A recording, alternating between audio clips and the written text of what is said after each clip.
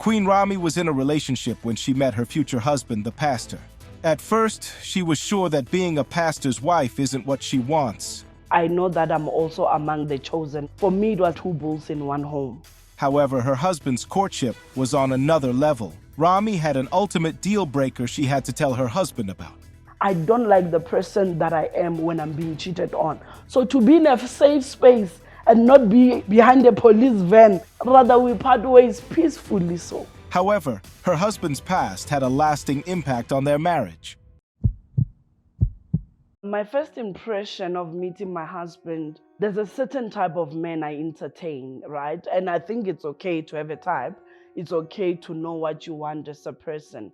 The minute he says hi, I'm a private investigator by calling. So I searched him around. I knew his ex within 15 minutes of him saying hi.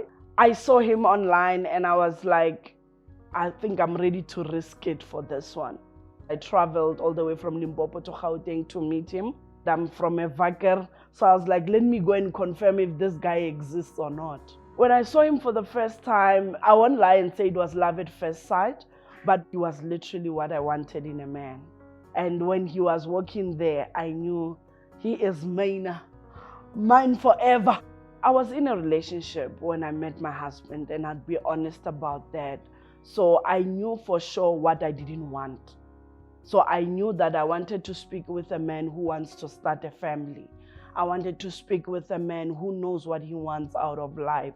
My husband said, I will marry you. I want a wife. I don't want a girlfriend. I don't have time to play. I'm a family man. So that stood out for me.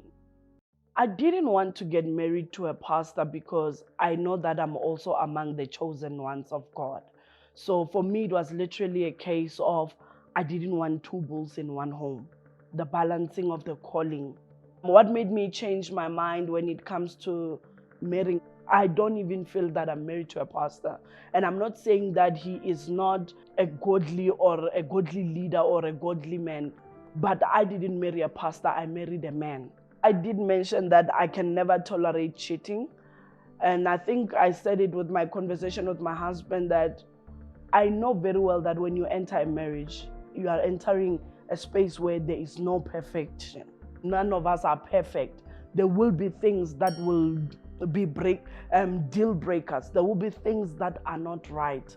But I believe you can set a boundary for yourself to say, I'm not willing to get to this stage. So the reason why I can't tolerate cheating is because only two guys managed to cheat on me in my past relations. And the person that I became when they cheated on me, like this private investigating thing, it was rooted from there. It literally turned me into something that was just not godly.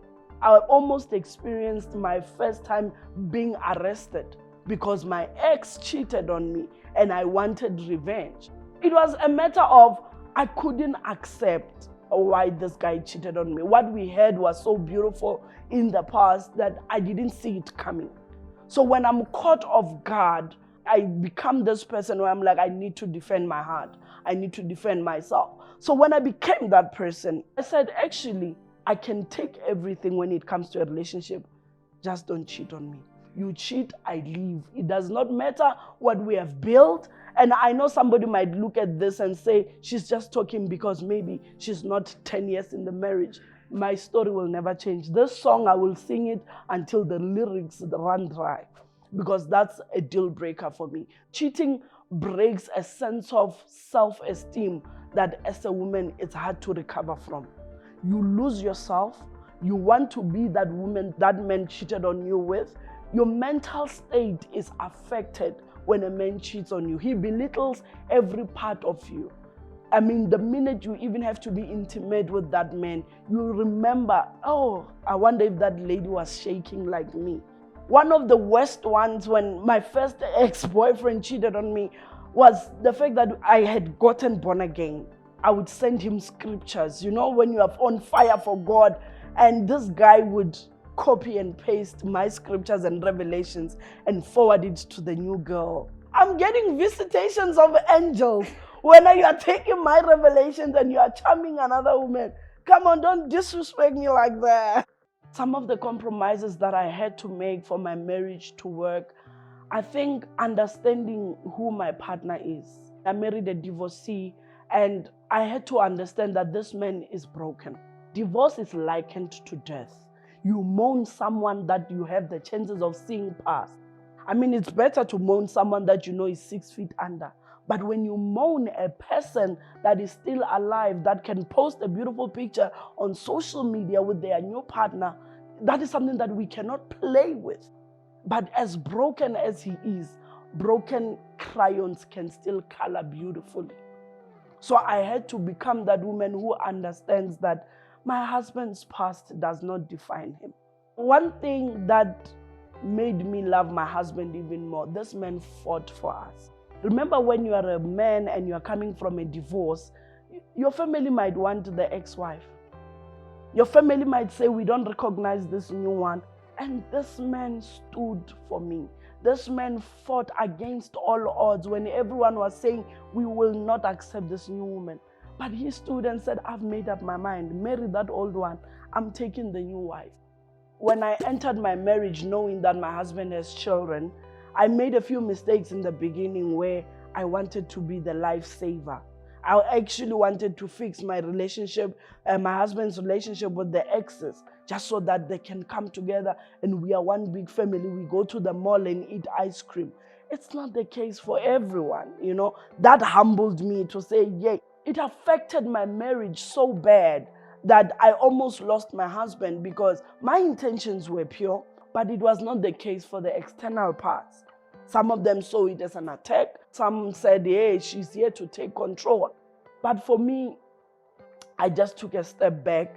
From all the mistakes that I made, I took a step back, focused on my marriage. So I think it's a call to other wives, focus on your marriage. The kids, like I said, they're still young, so hence I don't literally mention them on social media in respect to their mothers and the kids themselves, because they don't have a right yet to be on social media and speak for themselves. But as fairly young as they were, I've met the children. They love me, I love them. I even look like one of them, but yeah, that's a story for another day. This man must come and explain. But what I can say is that I protect the kids at all costs. I can take pictures with the children, but I will never ever bring them to social media. To this day, people don't know, people from my side, they don't know how many kids my husband has. They don't know who are those children, because I feel like it's my duty as a stepmom. As much as I'm a social media person, I have a right to protect them until they are old enough to say, we love our daddy's new wife, we will post her. I don't even want to appoint only divorce. There are spirits that are assigned to every family. I know when I sit here, there is something that my family is fighting from. And when I meet my husband, we become one. The oneness comes with the negatives and the good. I think the reason why a lot of Christian marriages don't last is because we are not realistic. Every family has a negative.